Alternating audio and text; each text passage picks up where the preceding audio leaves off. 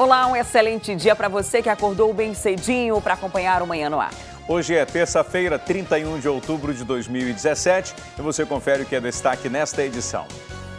Manaus ocupa o terceiro lugar no ranking de estupros do Brasil, segundo o Anuário Brasileiro de Segurança.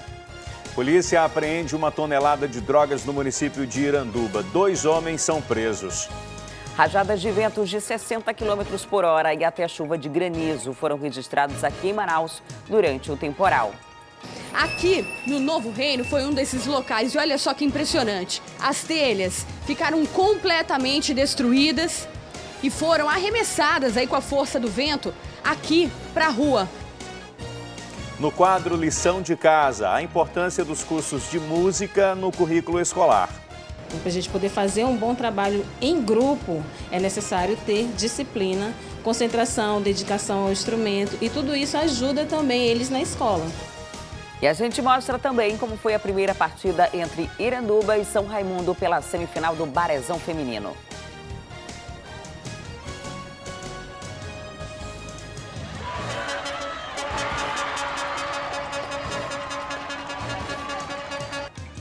Isso e muito mais a partir de agora. Manhã no Ar, o seu dia começa aqui.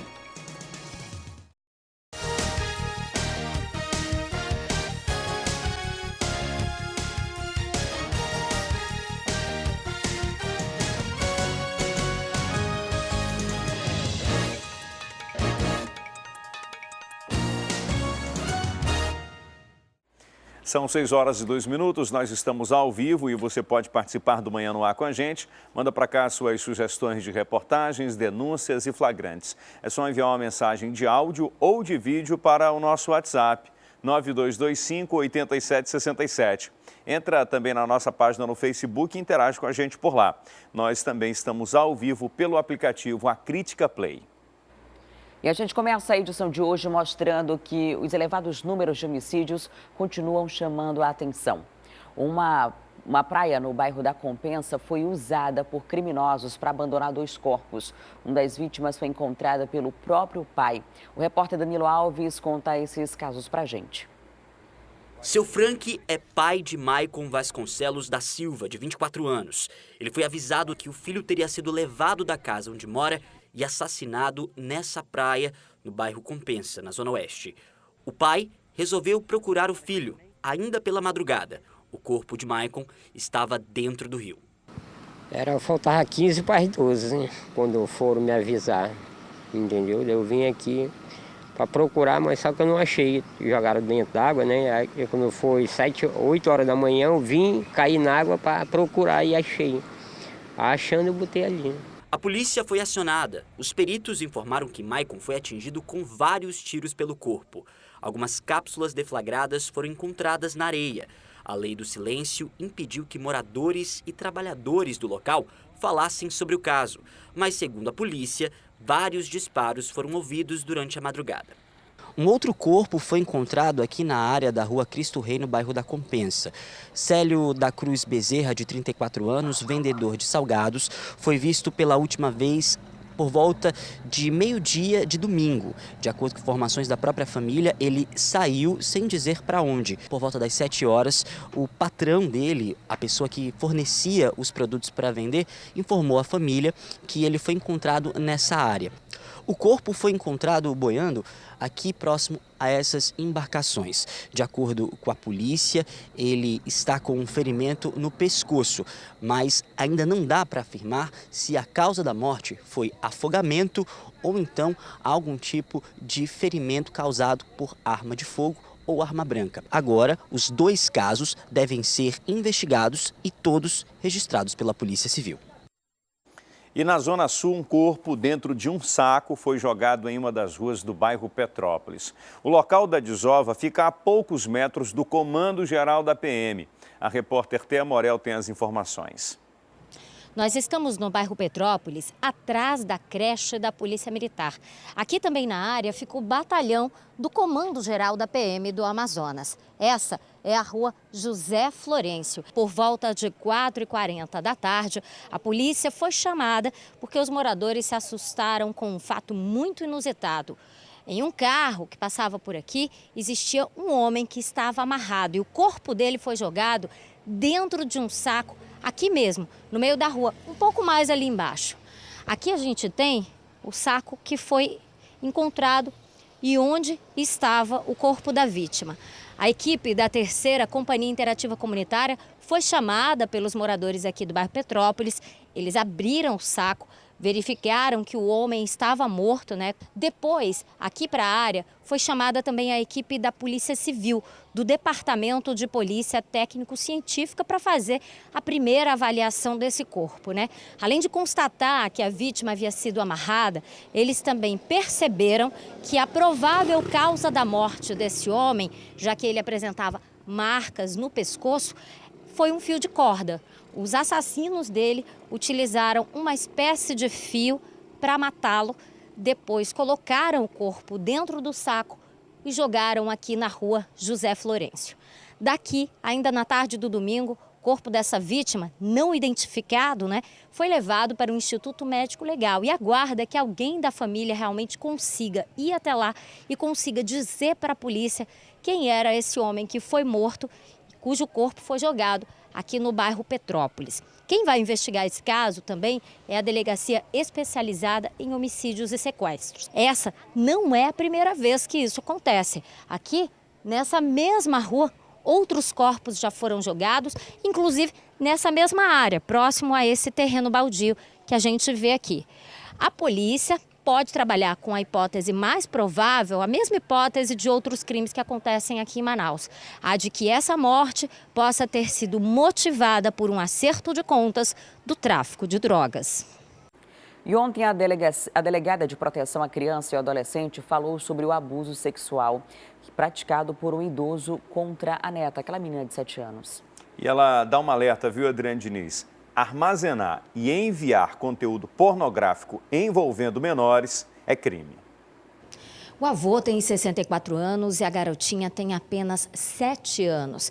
Esse vídeo acabou chegando até as mãos da Delegacia Especializada em Proteção à Criança e ao Adolescente. Foi gravado durante o banho com a menininha. A população ficou tão revoltada com esse caso no bairro da Compensa que chegou, inclusive, a agredir o homem. A gente vai conversar com a delegada responsável por esse caso para ela dar mais detalhes. Doutora Juliana, existe esse vídeo, mas é um vídeo que a gente nem pode mostrar, né? Esse abuso, essa ocorrência, ela realmente está confirmada pela polícia? Sim, está confirmada. Esse idoso foi flagranteado, né, na Delegacia de Proteção por intermédio da equipe do plantão da Delegacia de Proteção. Foi levada pela 8ª SICOM, que atendeu a ocorrência, teve o cuidado de prestar os primeiros socorros aí para o suspeito que estava agredido pelos populares. É importante também que a gente diga que o flagrante foi subsidiado por intermédio do vídeo, porque além do relato dessa criança, o vídeo não resta dúvidas, e também muito salutar que a gente informe a população que não compartilhe esse vídeo, porque o compartilhamento dessas imagens pornográficas envolvendo essa criança, ele é crime. Então, o vídeo foi importantíssimo para a denúncia, né? Subsidiou aí a prisão desse autor, mas não pode ser compartilhado. Então, quem tiver esse vídeo, que apague do seu celular, que não compartilhe, porque o armazenamento também é crime. Mas por que ela foi vítima de um crime? Ela foi vítima porque estava sendo vítima de diversos atos libidinosos por parte desse idoso. Estava ali sob os cuidados daquele idoso porque a mãe havia saído para trabalhar com o companheiro.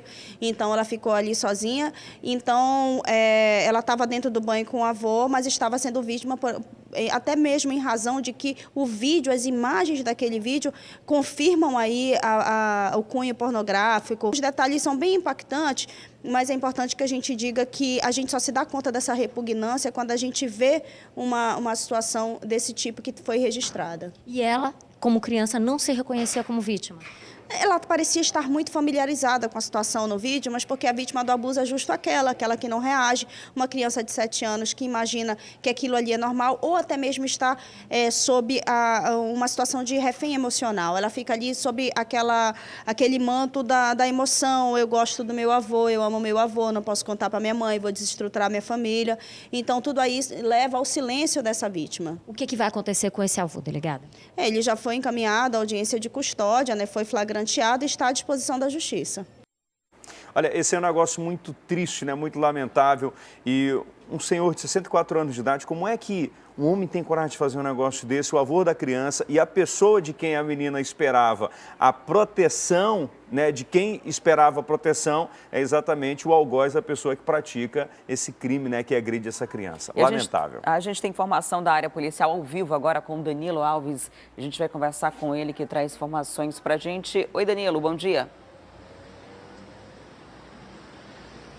Bom dia, Adriane. Os policiais militares da 23ª SECOM acabaram de sair aqui da Avenida das Torres. Uma situação aconteceu desde a madrugada e a gente explica para você. Muito bom dia que assiste a gente no Manhã no Ar. Essa área aqui de mata que vocês estão vendo, próximo ao retorno da Avenida das Torres, agora há pouco, há uns 5 minutos, estava cheio de viaturas da PM. Isso porque um homem suspeito de ter roubado um carro modelo Gol de cor verde acabou se embrenhando aqui na mata depois de uma troca de tiros com os policiais aqui na área da 6ª Companhia Interativa Comunitária. No caso, a 6ª SECOM, que faz o patrulhamento da Cidade Nova e também de adjacências da Zona Norte, estavam em patrulhamento quando viram esse carro roubado, atitude suspeita, e começaram uma perseguição. Eles chamam acompanhamento, né? Durante esse acompanhamento, o motorista teria outro carro, estaria junto com o motorista, e esse carro, que não foi identificado, começou a atirar.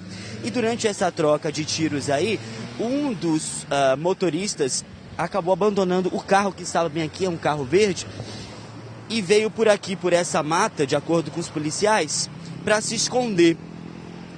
Só que os policiais da 23ª, junto com a 6ª Companhia Interativa Comunitária, fizeram... Quem viu a imagem, motorista que passou por aqui pela Avenida das Torres, viu a quantidade de policiais militares procurando esse suspeito aqui. Foram pelo menos 20 minutos de procura. Esses policiais conseguiram encontrar o suspeito escondidinho ali naquela parte de mata que fica lá atrás. Depois que o suspeito foi preso, ele foi pego por aqui, trazido. E a gente conversou com o oficial da 23ª SECOM, o SA, que a gente chama supervisor de área, que falou pra gente isso, que os policiais militares da 23ª foram chamados pelos policiais da 6ª SECOM, que a gente sabe que são companhias interativas comunitárias diferentes, né, administrações diferentes. Então, por conta disso, houve essa força-tarefa para buscar esse suspeito que foi preso. Nós temos imagens exclusivas da TV A Crítica que você acompanha durante a nossa programação no Amazonas e também no Cidade Alerta. Então, um dos suspeitos já foi preso.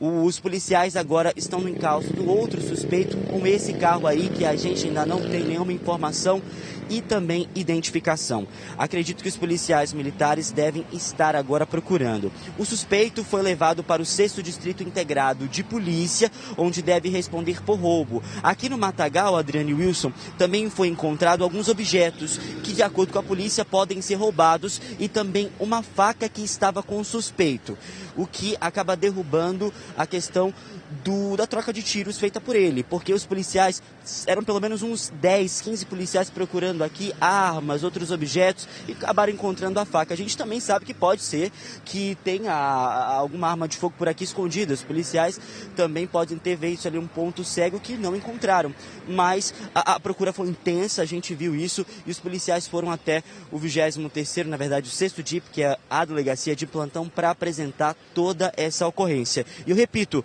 se você quiser assistir toda essa matéria completa, você acompanha na nossa programação da TV A Crítica. Wilson, Adriane.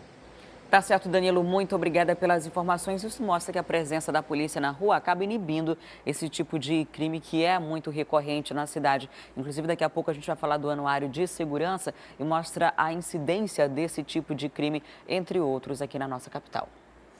Um homem de 43 anos foi preso suspeito de estuprar 2 adolescentes. Segundo os familiares das vítimas, ele atraiu os garotos com a promessa de conseguir emprego. De acordo com a polícia, o suspeito já foi condenado pelo mesmo crime e deveria estar preso.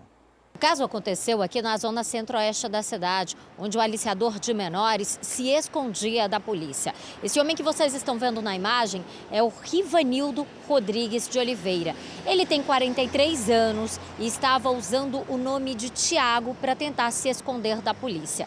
Na última semana, a Delegacia Especializada em Proteção à Criança e ao Adolescente recebeu a denúncia de 2 jovens, um de 13 e outro de 14 anos. De acordo com o que os jovens relataram na delegacia, o Rivanildo havia estuprado um deles e fez várias promessas para o outro garoto, o mais velho, de apenas 14 anos. Ele chegou a prometer celular, notebook e videogame para os garotos. Ele contratou o de 13 anos para um serviço e pediu que o menino ficasse até mais tarde na casa dele e não deixou que o garoto voltasse para casa, alegando que depois desse serviço era muito tarde para que o menino voltasse para sua família. Foi justamente aí que aconteceu o abuso sexual, que aconteceu o estupro, né? Chegou a ser consumado de acordo com as informações que foram repassadas para a delegacia.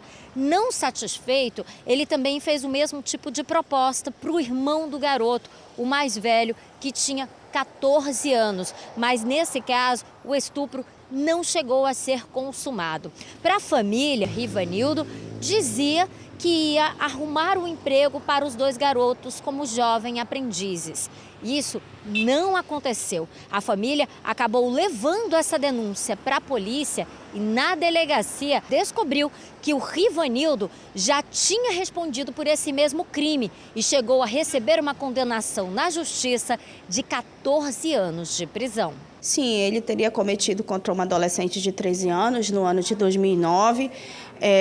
Segundo ele, seria a namorada dele à época, né? Mas ela tinha 13 anos à época, então o seu consentimento não era válido. Ele foi indiciado por esse crime, mas já havia um mandado de prisão em aberto por conta de sentença penal condenatória dele, expedido aí pela Vara Especializada em Crimes contra a Dignidade Sexual de Crianças e Adolescentes. Daí porque ele já está sendo encaminhado ao Centro de Detenção Provisória Masculino para que fique aí cumprindo a sua pena.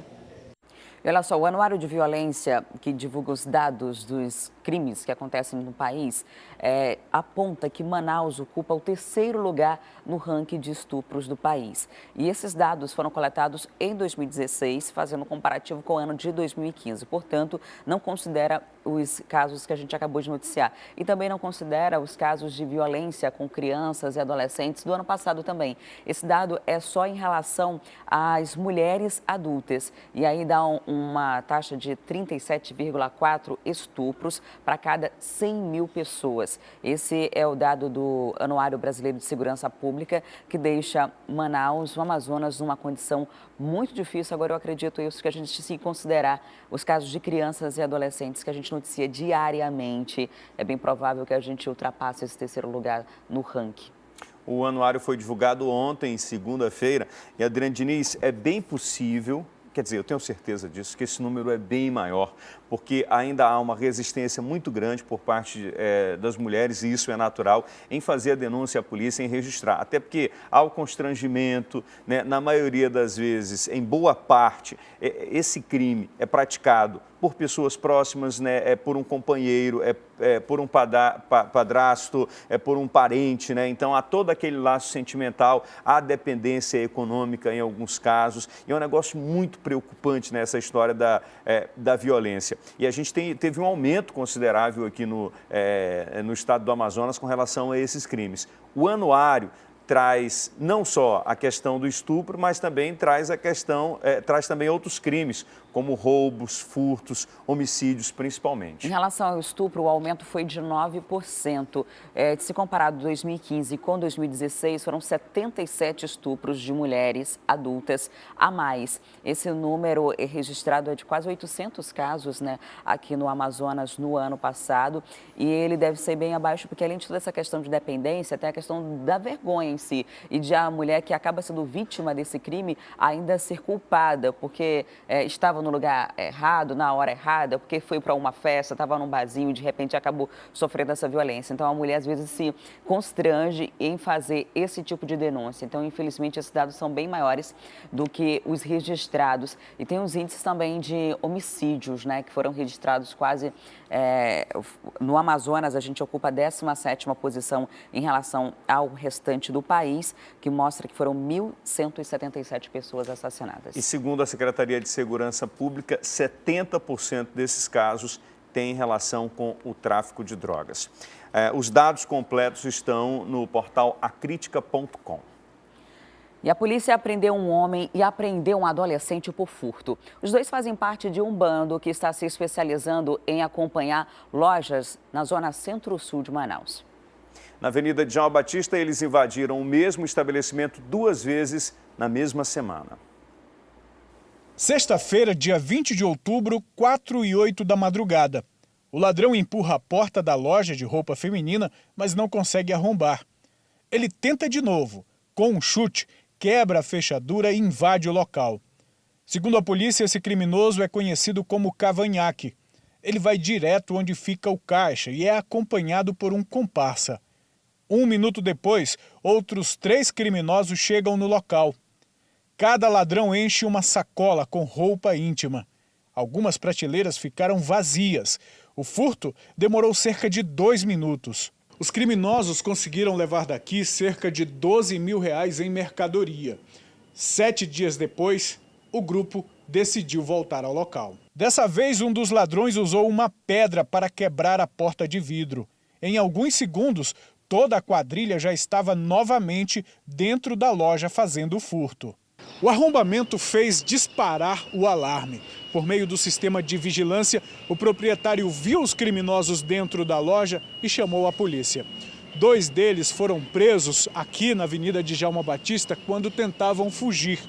Eles ainda estavam carregando os sacos com o material furtado. Este é Daniel Carlos da Silva, de 24 anos, que foi preso em flagrante junto com um adolescente de 17 anos. Na delegacia, o suspeito deu nome falso, disse que se chamava Mateus, mas os policiais civis descobriram a identidade de Daniel, que deveria estar sendo monitorado.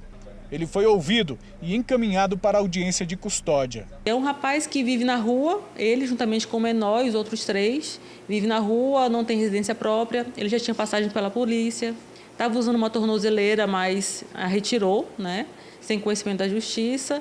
E vive de furtos. Ele diz que furta para comprar comida e comprar drogas. Aqui na delegacia, o menor apreendido disse que saiu de casa há poucos dias. Isso porque o pai dele o estava ensinando a trabalhar. Desde então, o menor vive na rua praticando furtos. Eu até o questionei, né? Perguntei, poxa, você prefere na rua ser preso, passar necessidade do que estar junto com a sua família, trabalhar com seu pai? Ele só balançou a cabeça afirmando. A escolha foi essa dele, né? A polícia vai investigar os receptadores. De acordo com o depoimento do Daniel, o produto furtado foi repassado para comerciantes dos bairros Presidente Vargas e Alvorada. A delegada também pede a ajuda da população para identificar os outros suspeitos que aparecem nos vídeos. As denúncias podem ser feitas para o número da Polícia Civil, que é o 181, ou diretamente para o telefone da equipe de investigação aqui do 22º DIP, que é o 99962-2437. E o Senado deve votar hoje uma proposta de lei que estabelece regras para o uso de aplicativos de mobilidade urbana. O Uber é um dos mais conhecidos. Por conta disso, houve manifestação ontem aqui na Avenida das Torres. Vamos conferir. Durante a manhã, uma fila de carros invadiu a Avenida das Torres. Pelo menos 1.000 motoristas particulares de um aplicativo de carona paga se concentraram para seguir em carreata. Aqui, todos são contra a aprovação de um projeto de lei que quer regularizar o trabalho da categoria. O projeto de lei número 28, que tramita no Senado há vários meses, tem gerado muita polêmica. Isso porque o projeto acaba fazendo a regularização desse serviço de carona paga feito em aplicativos. Pois é, houve um requerimento de urgência para que essa PL fosse votada. Os motoristas desses aplicativos aqui em Manaus estão contra e já realizam manifestação desde a semana passada. Entre as mudanças que constam na proposta, os motoristas discordam em 2 quesitos. O primeiro é que, caso a lei seja aprovada, o veículo que fizer o serviço deve ter a placa vermelha, assim como os táxis. A segunda é que, para poder circular, os motoristas precisam ser proprietários do veículo. Nas minhas contas, eu tenho uma filha de 6 anos, tá entendendo? Eu ajudo na minha casa e o Uber é uma renda praticamente maior do que eu ganho no meu negócio próprio. Vai me prejudicar praticamente em tudo. Os motoristas estão chamando a proposta de lei do retrocesso. Não perde somente nós, motoristas, mas principalmente os usuários. Hoje no Brasil, é em cerca de 17 milhões de usuários que vão perder, entendeu? Então, assim, como é uma PL que está tramitando no Senado, né, não está tendo tanta divulgação, muitas pessoas não sabem, principalmente os usuários, não sabem que está correndo um sério risco de o aplicativo ele sair do ar, simplesmente porque os nossos representantes lá no Senado vão votar contra. Eu acho, para mim, um absurdo e uma total falta de respeito com nós, cidadãos, que pagamos todos os impostos. Ariane e o marido estão desempregados. Dependem do trabalho no aplicativo para sustentar os filhos. Atrapalha muita gente, porque eu não sou titular do meu carro, é o nome de outra pessoa. O meu marido também é de outra pessoa. E aí, como nós ficamos? Como é que fica a conta no fim do mês? Vermelha. Eu tenho fralda para comprar, eu tenho material escolar, né, no futuro. Eu tenho mais 2 crianças em casa e um bebê, então vamos ficar num aperto. Sem emprego também fica complicado. Exatamente. O protesto parou a cidade ontem e vai parar o país inteiro hoje, muito provavelmente, porque é algo muito significativo que vai ser votado, já foi votado na Câmara Federal e agora precisa dessa votação no Senado. Por se tratar de um projeto que tramita em regime de urgência, ele pula as etapas de comissões técnicas das casas legislativas e já passa direto para discussão em plenário. Se houver alguma alteração no Senado, volta de novo para ser discutido na Câmara Federal. Se for aprovado do jeito que está, aí cabe ao presidente da República, Michel Temer, sancionar ou vetar o projeto de lei complementar que vai discutir a regulamentação desse tipo de serviço, né? Porque hoje eles existem sem que tenha a necessidade de se seguir uma regra. Todo mundo trabalha do jeito que bem entende, seguindo apenas os critérios estabelecidos pela própria Uber, por exemplo. E aí você não tem regulamentação específica como existe, por exemplo, os outros serviços de mototáxi, de táxi na cidade, eles definem tarifas, entre outras coisas. Então, as pessoas que trabalham com Uber têm a preocupação de ter restrições que impeçam que o serviço siga como está. Uma das propostas, por exemplo, dentro do projeto é de que a pessoa precisa ter um carro próprio, não pode trabalhar em carro de terceiros, entre outras propostas que estão gerando bastante repercussão e polêmica. O surgimento desses aplicativos, Adriana Diniz, é um negócio irreversível. Não volta atrás. Isso daí não tem mais volta, né? É uma tecnologia que as pessoas se apropriaram, né? Que o consumidor se apropriou e envolve muita gente. E eu não estou falando especificamente de Manaus, eu não estou falando especificamente do Brasil. É um negócio que já acontece no mundo todo. O que tem que haver é um consenso, né? É claro, é necessário que se regulamente o serviço, né, para que não seja também injusto com quem já está aí há muito tempo na praça, que é a questão dos taxistas. Agora, as regras que estão sendo estabelecidas nesse projeto de lei complementar são muito rígidas. São as mesmas regras que são aplicadas para taxistas.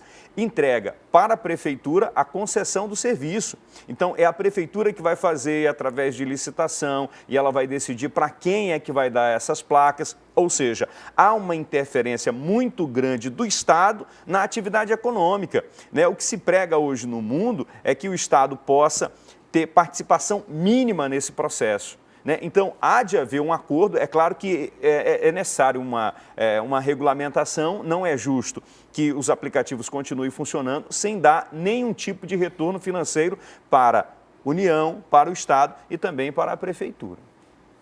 E o jornal A Crítica de hoje também destaca esse assunto. Aplicativos motoristas querem a rejeição do projeto de lei.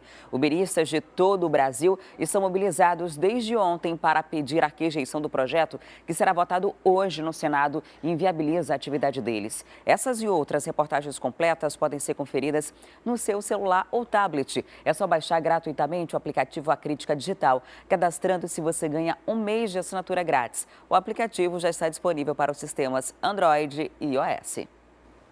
E uma adolescente de 15 anos, grávida de 8 meses, foi morta com golpes de faca pelo companheiro no município de Guajará. Quem tem mais detalhes sobre esse assunto é o repórter Danilo Alves, com quem eu converso agora.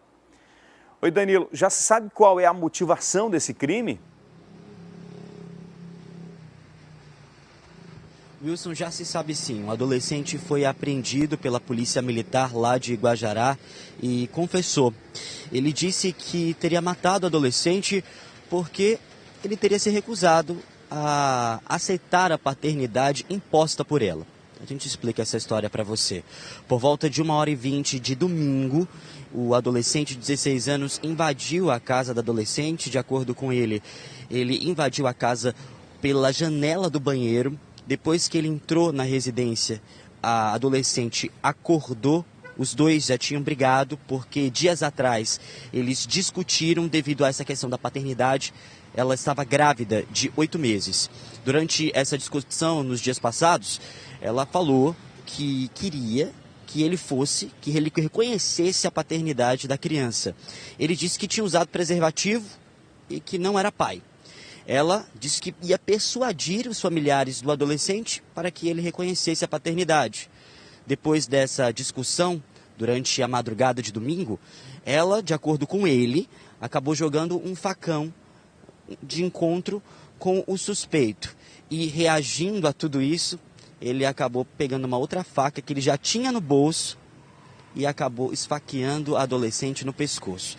Mas, de acordo com o próprio suspeito, acredito que acusado, ele já estava planejando isso porque tomou ódio da vítima devido a essa situação da paternidade. Logo depois do crime, vendo que a adolescente não estava mais com vida, ele se desesperou e tentou fugir.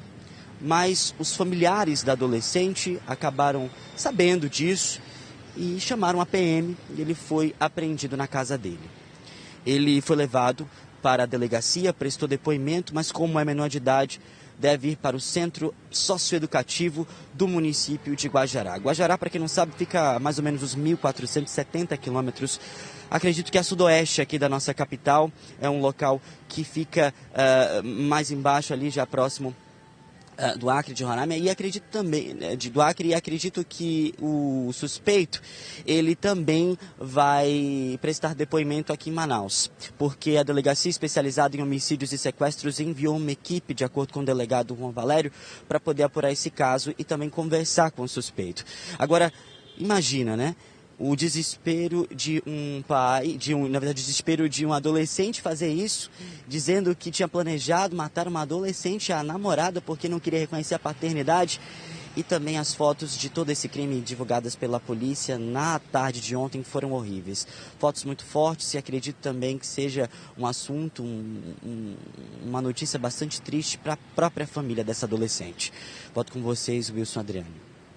É um negócio realmente chocante e as imagens não tem como a gente divulgar aqui, né? Esse assunto também é destaque no Jornal A Crítica de hoje. Agora, Danilo, mudando de assunto, 3 homens foram presos na tarde de ontem, suspeitos de integrarem uma quadrilha. E quais crimes esses homens praticavam? Pois é, a gente sabe que existem várias quadrilhas especializadas em roubos de casas aqui na capital. A 23ª Companhia Interativa Comunitária atendeu um chamado de roubo. Na semana passada a gente até mostrou aqui nos programas da nossa programação da TV A Crítica. Acredito que ontem no programa Amanhã no Ar nós mostramos isso.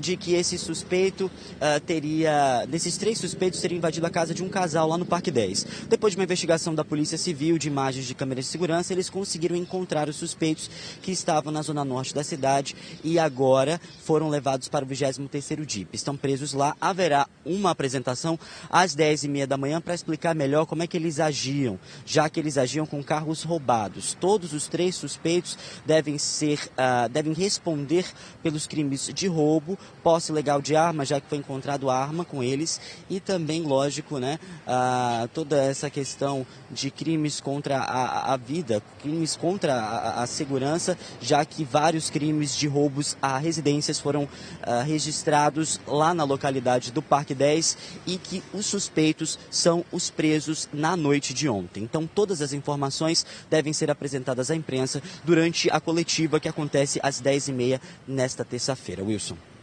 Ok, muito obrigado, Danilo. E agora vamos falar do temporal que atingiu a cidade ontem. A Defesa Civil registrou 49 ocorrências na capital. No bairro Novo Reino, zona leste da cidade, um residencial e uma escola infantil perderam completamente os telhados. A Carol Queiroz é quem mostra esse caso pra gente. Aqui no Novo Reino foi um desses locais e olha só que impressionante. As telhas aqui desse local é como se fosse uma vila, né? São várias kitnets aqui. As telhas ficaram completamente destruídas e foram arremessadas aí com a força do vento aqui para a rua. Nós estamos aqui na Avenida Batrum. Um negócio impressionante mesmo da gente ver até onde chega a força da natureza e o que a força do vento fez aqui nesse local. O Rodrigo Brito, ele mora aqui numa das casinhas das kitnets que ficam ali no fundo. E no momento da grande ventania, ele chegou a dizer pra gente aqui que parece que sentiu, teve a sensação até das paredes se movimentarem, se moverem. Foi isso mesmo, Rodrigo? Como foi? Eu estava dentro do meu quarto quando começou a mexer o forro, os telhados levantaram e o prédio balançou tão forte. E quando a gente foi olhar, as telhas já tinham sido arrancadas. Veio de trás para frente, as caixas d'água vieram para o chão. E foi impressionante, graças a Deus que não tinha ninguém na rua. As pessoas, o pessoal que estava aqui nas kitnets, todo mundo se abrigou no primeiro momento tentou se proteger, só depois saiu para ver o estrago. Isso, depois que a chuva foi acalmando mais, o vento passou, que nós viemos olhar, né?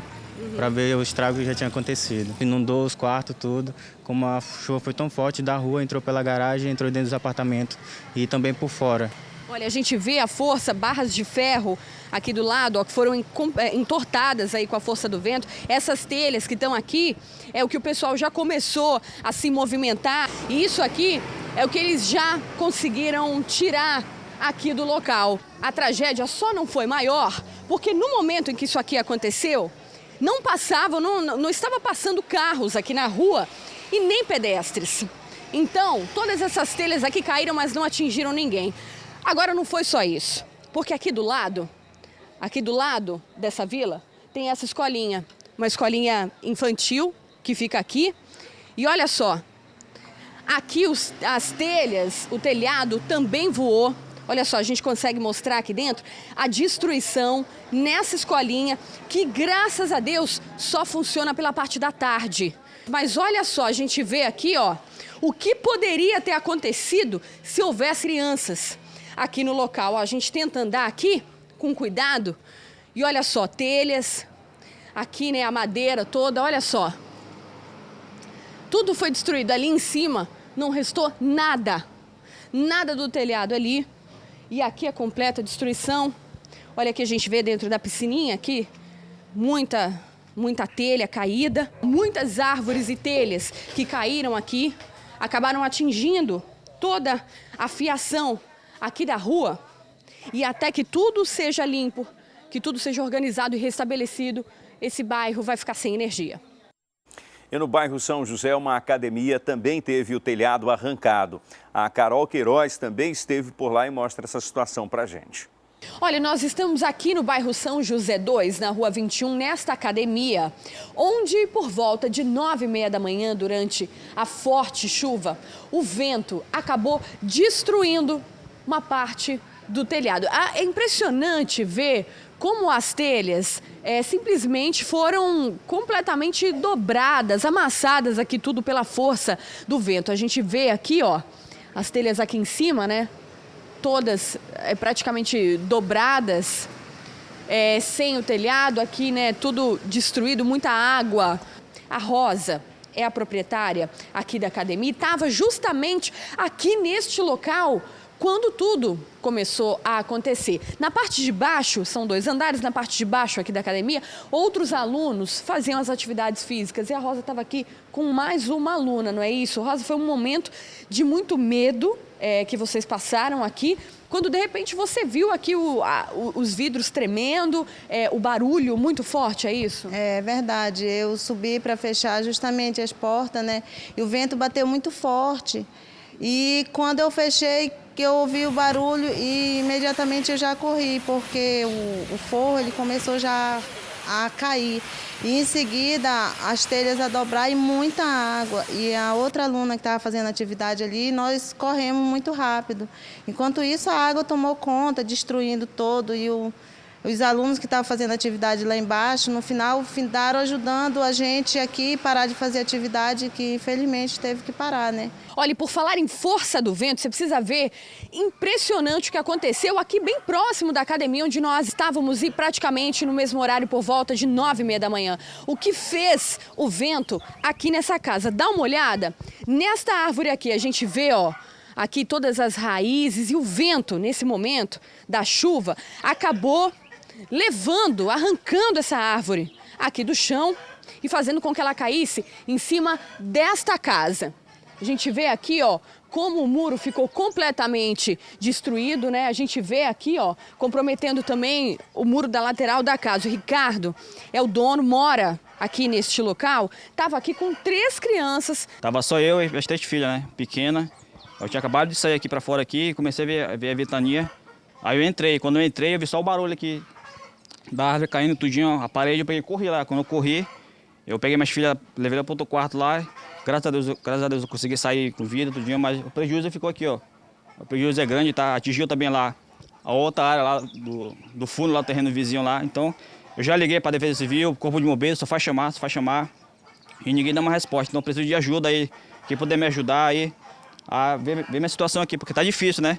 Ainda aqui no bairro São José, as equipes trabalham na retirada de uma árvore que caiu aqui, ó, na parte da frente da Policlínica Conte Teles, Antônio Conte Teles. Na verdade, a árvore fica aqui, ó, nessa parte dentro do terreno da Escola Municipal Francisca Mendes, mas durante a forte chuva e com o vento, a árvore acabou tombando para dentro da Policlínica. Mas felizmente ninguém ficou ferido. O susto foi bem grande, né? E a cobertura do estacionamento de um hipermercado na Avenida Jornalista Humberto Calderaro Filho também veio abaixo por causa da forte chuva. Na Avenida Humberto Calderaro fica um supermercado que teve parte da cobertura afetada pela tempestade. Durante a chuva, a cobertura de lona se soltou da estrutura metálica e acabou desabando em cima de alguns carros. Não houve pessoas feridas. Os carros estavam estacionados e os clientes estavam dentro do supermercado fazendo as compras. E eles só puderam ver os prejuízos depois que a chuva passou. E outra ocorrência mais grave registrada durante o temporal foi a queda de um fio de alta tensão sobre um veículo na Avenida Efigênio Salles. O acidente aconteceu logo depois que o temporal aqui na capital iniciou, por volta das 9h30 da manhã. Um carro modelo Sportage de cor prata ficou parado no meio da Avenida Efigênio Salles depois que este fio de alta tensão se rompeu.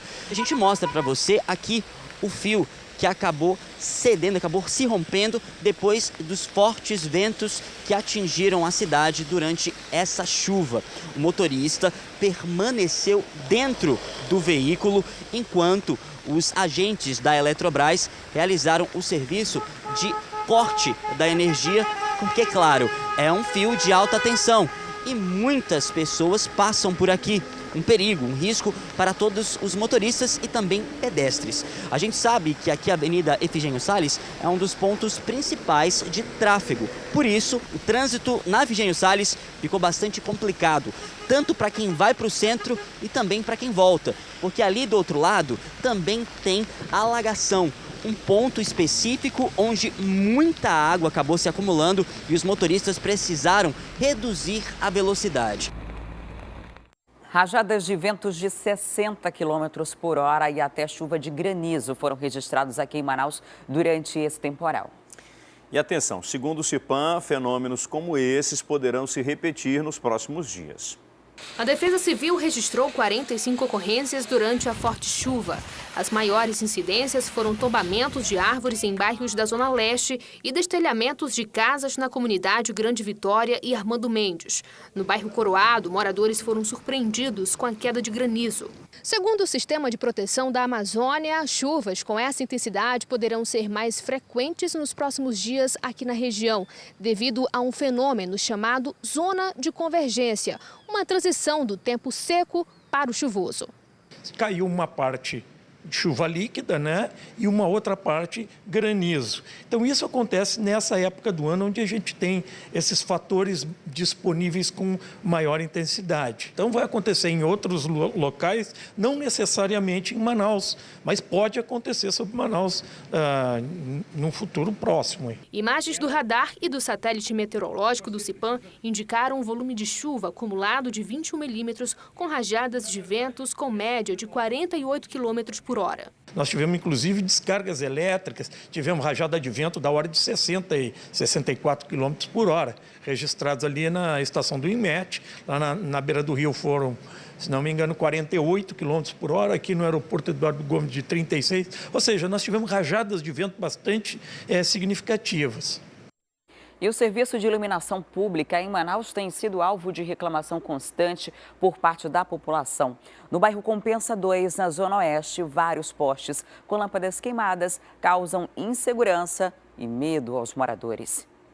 Postes com lâmpadas queimadas não são novidade para os moradores do bairro Compensa 2. O problema é recorrente, mas quem vive aqui reclama que a Manaus Luz demora a fazer a troca das luminárias. Resultado, medo e insegurança ao andar nas ruas.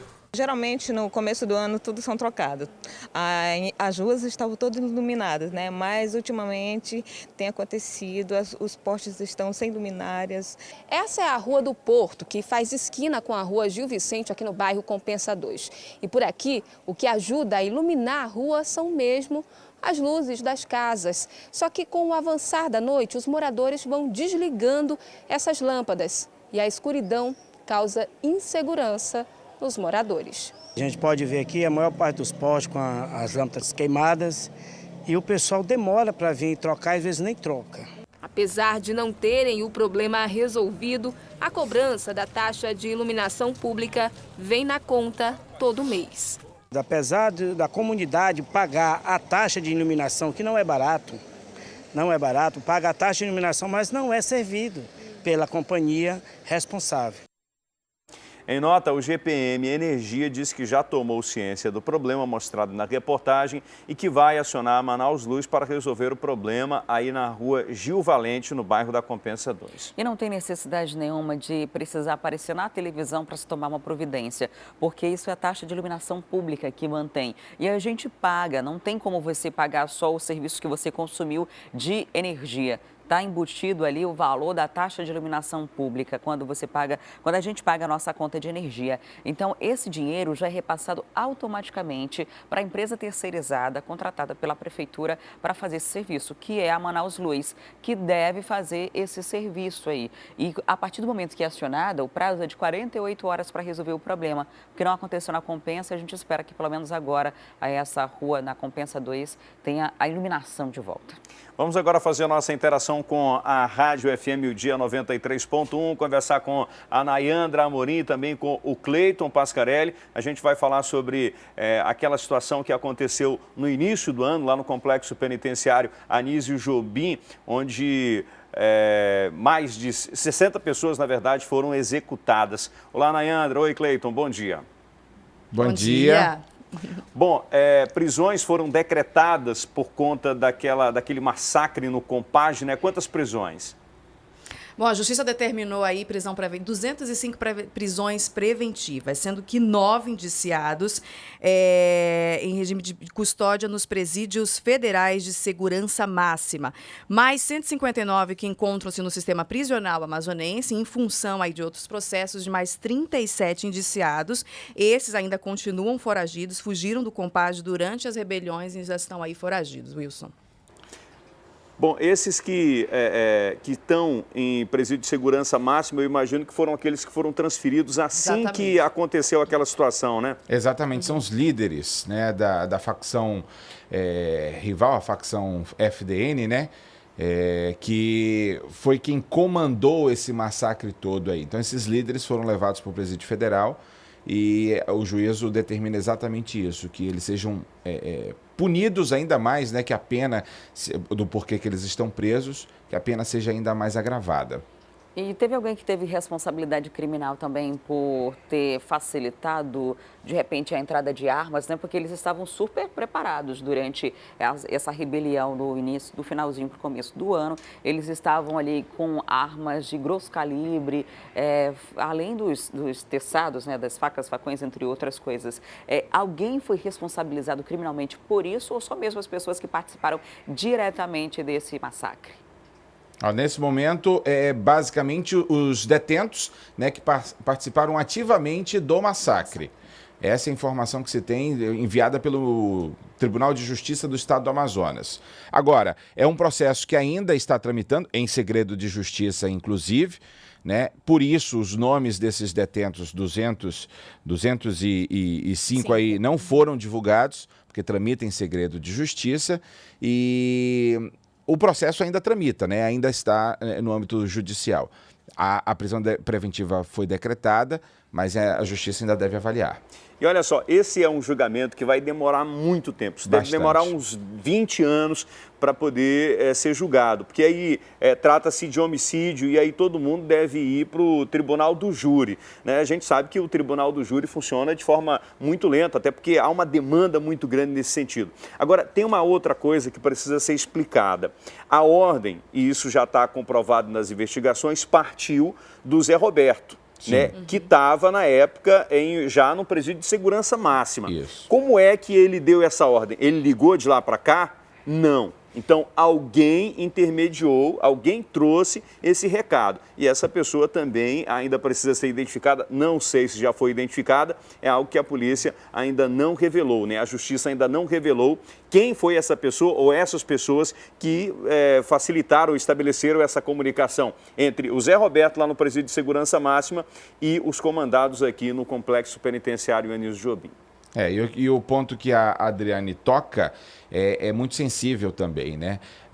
Como entraram esses materiais? Né? Quem é responsável realmente? E outra, vale lembrar que no âmbito do Ministério Público também foi aberto um inquérito civil para analisar a responsabilidade de autoridades que, inclusive, tinham responsabilidade realmente com relação à entrada de familiares. Não, a entrada de familiares, né, dias antes desse massacre, e fez acordos com os detentos que não foram cumpridos pelos detentos, só pela parte do Estado. Então, tudo isso a Justiça precisa analisar ainda.